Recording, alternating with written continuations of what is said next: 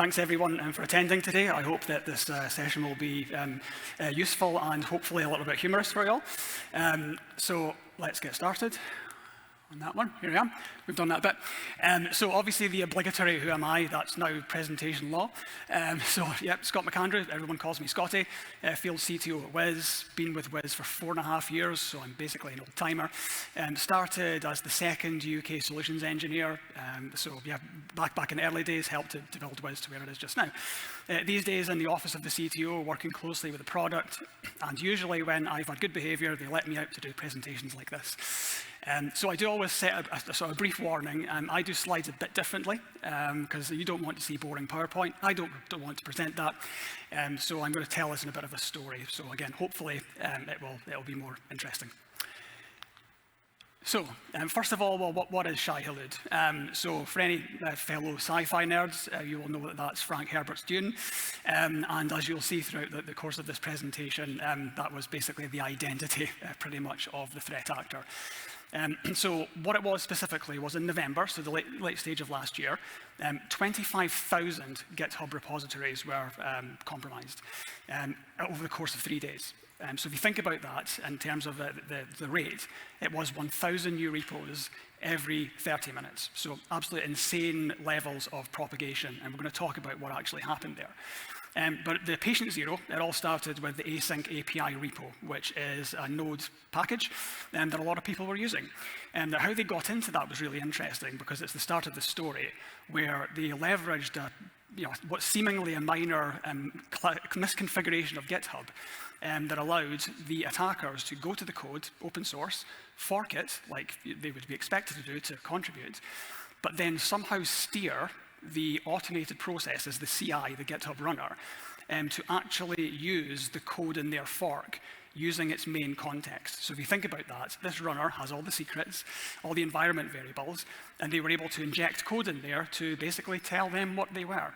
And they used those environment variables, the secrets, to gain full access to the repo and plant a backdoor in there, which did all sorts of nefarious activities. So this Jenga Tower of Trust, actually, I put it up there because I am the reigning Jenga champion, so you feel free to challenge me, but also because I think this illustrates the problem with a typical application right now, where coding isn't all done from scratch anymore. We all know that. Developers are referencing pre-made libraries and packages that do a certain function, pull it into their code, and it will do that function. There are hundreds, even sometimes thousands of these libraries in a typical big application. So do you seriously know what every single one of those does to the code level? Of course we don't. So which ones do we trust? Which ones can we trust? Very, very hard.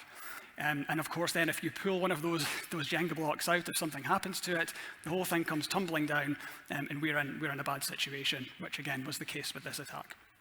And ultimately when we are typing npm install, which basically says, all of these libraries, the packages that I have said I want to use, pull them in, install them, and let's run them. So you can see where this is going. Version 2 is technically the one I'm going to go through today, but there was a version 1, and I'm going to make a little bit of honorable mention to that because version 1 at the face value looked like a bit of a failure. It just infected a few hundred, I say just, GitHub repos, but it used, I would describe as cookie cutter methods, and it's the way it went about things.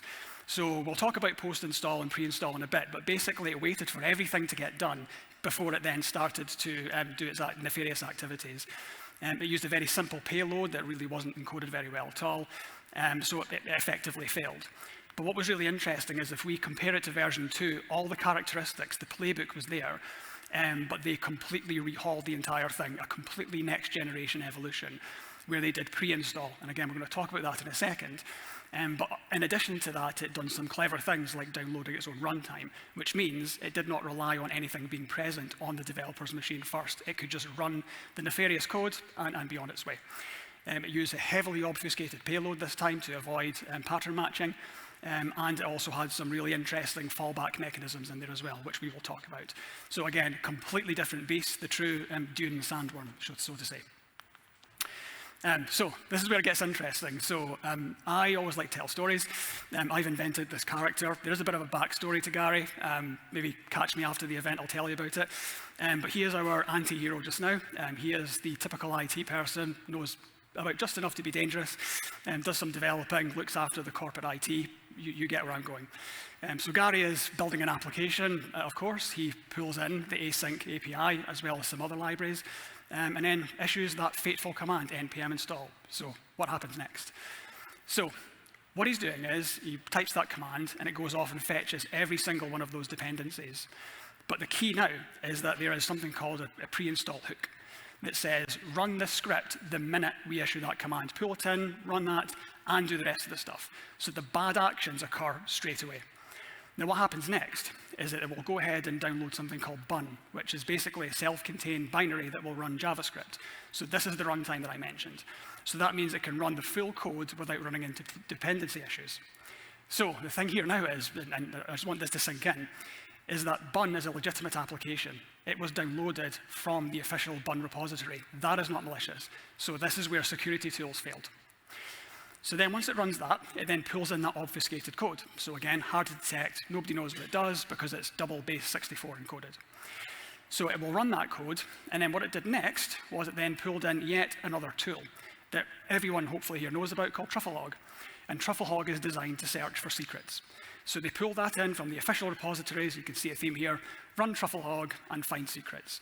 It goes through Gary's entire home directory, finds a set of cloud keys because Gary isn't aware that when he logs into cloud, it will store secrets. I see that all the time.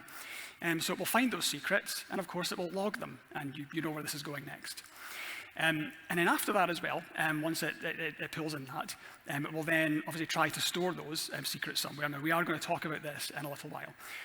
One other thing that I didn't get a chance to put on the slide as well is that Gary's heard about containers. He thinks he's safe using them because they're isolated. So he's of course running it in his container, but the bad actors thought about that and even put in a container escape function in there. Basically, you can say to a container, run as privileged, and it will have access to the host. Mount the host's disk, you have access to the home drive, and it can do the same thing. So it managed to escape Gary's containerized environment in the same way, doing the same things. And again, we will talk about this one, but you see in this theme here about legitimate tools, and eventually what they used is actually GitHub's own API for exfiltration. But again, we'll talk about that in a second. So what I'm going to do is I'm going to pause here for a second because I want to talk about this failsafe now, because this was, again, quite interesting. So when it got a foothold, it would then continuously probe liveness. It would check GitHub and the NPM registry. If both of those were blocked, then it would fall back to a destructive mechanism, not just deleting files on a hard drive, which, as we know, doesn't really delete things. It used inbuilt tools like Linux Shred to overwrite the actual bits on the drive to completely remove it, destroy it, remove all forensic evidence. And then it wasn't happy just doing that. It would then nuke the entire home drive. So it would almost practically DOS Gary's machine, or at least all his home files. Now you might be wondering, well, who was blocking that in the first place? So again, being real with you, they weren't blocking GitHub, so that wasn't really the point. But where this became relevant was there was guidance that went out to say, oh, this is happening, isolate everything, lock it all down. Well, hang on, when you do that, you now fall back and it destroys everything. So you can see why this was so incredibly evasive, because when IR walked along, they effectively DOSed Gary and removed all evidence. So what happened next? Again, this continues getting interesting. So in those secrets, it will look for GitHub tokens. And then if it finds a GitHub token, what it will do is it will then go ahead on Gary's behalf, create GitHub repos, and that's where the keys and all the information was stored on the public domain, no C2 infrastructure, directly on GitHub. Now, why we've got another developer here is, let's imagine for a second Gary did not have a token for GitHub. That wasn't the end of the story. Shai-Hulud was programmed to look for any other victims that happened before. And then it's just a pretty rudimentary way of doing it. They tag the repos in a certain way. They look for that using GitHub's own API. They find another previously infected repo, and they upload Gary's secrets to Sarah's machine. Henceforth, the jurisdictional nightmare. Incident response comes in, checks Gary's laptop, finds no evidence of uploaded keys. They check his GitHub. But actually, it's on Sarah's, halfway across the world, has no relationship to Gary. How can you recover the keys from there? Very, very hard thing to do. Now, the other liveness check that I mentioned about connecting to the NPM registry, this is why this is relevant.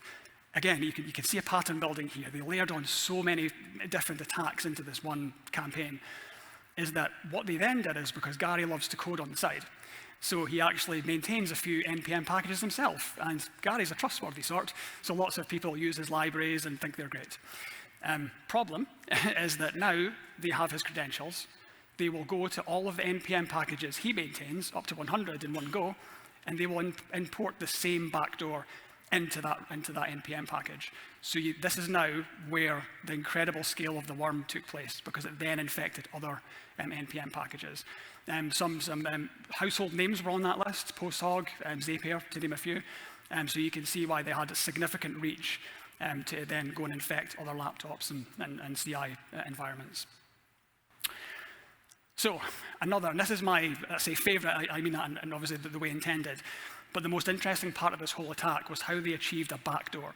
So we think of backdoors, you install a rootkit, a process, and that has to be running. EDR agents can find that, they can kill it, hopefully.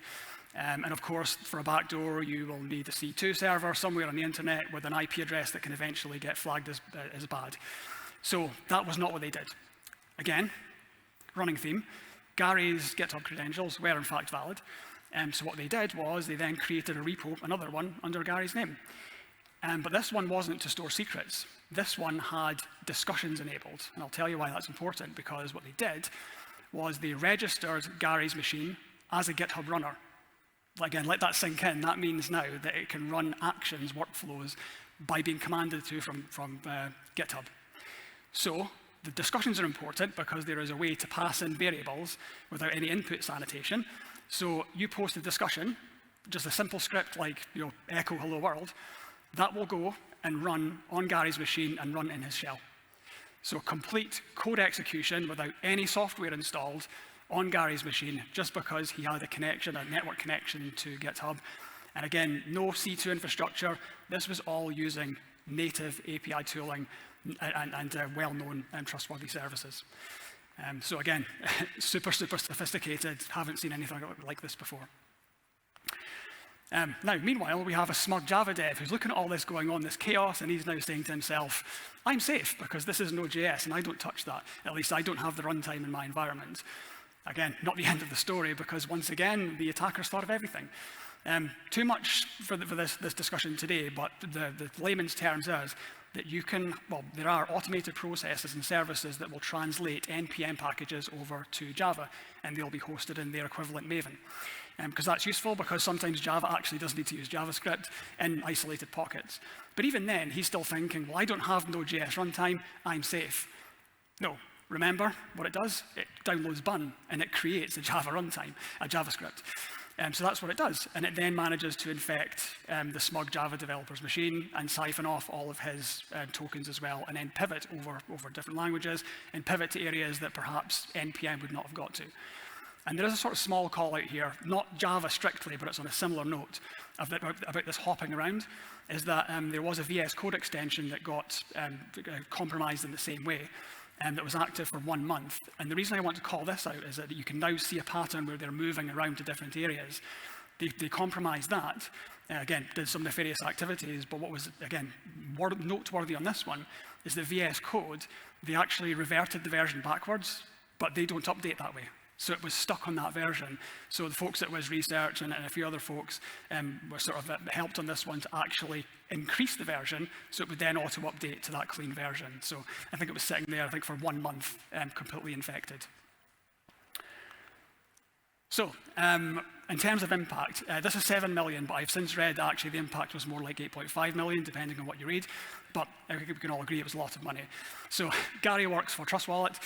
He also, amongst all the other things he does, is he maintains the browser extension, the Chrome extension. And using those credentials that were stolen, again, hopping over languages, hopping over different coding environments, and they were able to then gain access to his browser extension, implant some nasty malware in there, which was basically looking at all the activity for those crypto wallets, and then basically siphon it all off. Again, completely transparently to the person running it. So again, pretty much it was Shai-Hulud, same dune naming conventions all over the place, and again, just another example of why supply chain secrets are toxic waste. So I kind of want to sort of start to wrap up with a kind of sobering thought. It was something that occurred to me, again, especially given the audience today, is that the way I see it is Gary wasn't actually the weakest link. He was the asset, Now again, stick with me on this one. This threat actor, Dune references, I'm not going to say they were amateur, obviously not, but probably not a nation state. They were loud, they were brash, they were in the news, probably loving it. But I am now thinking about, well, this is sophisticated, and if they can do it, nation states absolutely can. So my worry, what keeps me up at night, are other supply chain risks that have something similar to this, or even more sophisticated, running in any one of our environments right now, meaning that the likes of Gary is potentially an asset for a foreign adversary. So again, not to mean scare tactics, but that's the kind of the thing that I like to think about, or not like to think about. And again, as I put these slides together, genuinely, this popped up to sort of prove the point. I mean, again, there's no big surprise in this room. We know this happens. Nation states targeting the likes of NPM registries and to poison them to do similar attacks. And of course, North Korea, where we're known to be doing that too. So to sort of wrap things up then, so do you know what's in your code? I'm going to call back to Log4j again, because I joined Wiz the very week that Log4Shell kicked off. That was fun. But let's be honest, pretty much most of us in this room, including me, did not know what Log4j was, let alone that it was running in half of our applications. It's the same principle for any one of these. So how do we even find them? Because obviously, what we've been saying for decades, you can't secure what you can't see. It's a real problem that we have. And it was a problem before AI. And notice I haven't mentioned AI once yet. We were doing this before that. But now with AI coding agents, we're no longer physically typing, I want to import X and Y. AI is making that decision for us. And it's probably importing more than what you need. I see it all the time. So it's just getting worse. So again, how not to be Gary. Now, I usually don't do dense slides on this one, so I'll ignore the text here. But sort of my take on this one is how some steps that you can take are, of course, I mentioned there are various misconfigurations within GitHub, within actions, within the cloud. So it's really just getting a handle of those, getting visibility into those misconfigurations. And usually, in my experience, the biggest impacts, sort of risks, are usually the easiest to fix. So get a handle on how your GitHub environment or GitLab or whoever else you use is actually secure. And the other thing as well about getting visibility, SBOM, we need that. But has anyone actually viewed an SBOM report? It's hard enough for AI to actually scrutinize, never mind a human. So it's important, but it's unactionable. So where I see this coming in is actually fully understanding everything that you are running in your environment, not just silo it into each different capability, but have something that's holistic, that sees everything, that can join the dots. So you know the impact, you know how your application is made up, where it's hosted, and again, should it be compromised, where can it go, what can it steal? Super important. Which again sort of leads me on to the blast radius. But in terms of secrets, again, this is really important. Secrets are a nightmare. I've seen this with every customer I've worked with. Thousands upon thousands upon thousands of secrets. But in reality, not many of them are actually anything to worry about. They're either invalid or they don't have any privileges. So again, it's getting a handle on those to see actually which ones are valid and calculating that blast radius. Because once again, most secrets are either left around by mistake and they have administrator access. I see this all the time. So it's just getting visibility of those and reducing those permissions, reducing where they're stored, really. And again, a couple of other mentions. So that version of async API, if best practice is to pin the versions of the libraries and packages you're using. For obvious reasons, you know it works. And even from an availability perspective, you know it works. So you don't want it to update to break anything. But you also gain some security from that because it would not have auto-updated to the infected version. So again, super simple thing to do, but very effective. And of course, ignoring scripts. There is a switch for that. So the pre-install hook would never have run in the first place. So again, all basic stuff that when brought together could have prevented this attack. And the sort of last thing I'll mention as well is that, again, we all love AI coding. I love it. It accelerates me every day. So with that saved time, dare I suggest that actually reserve some of that time to scrutinize what AI is doing. Don't blindly trust it. Stop at checkpoints and ask it, why did you import those 10 libraries? Can it be 5? Do you know anything about them? And if you're not sure, ask AI. Say, research for me. Have there been any security vulnerabilities? What is what is the sort of the reputation of the developer? Super easy things to ask AI, but just putting those checkpoints in can save you an enormous amount of time and security down the road. So thank you very much. Again, bit rush session because as you can appreciate, this is a really complex attack. Lots going on. I can't possibly cover it all, but hopefully I gave you enough of a taster for you to appreciate just the sophistication that went in to this attack and some steps hopefully that may help you. Thank you.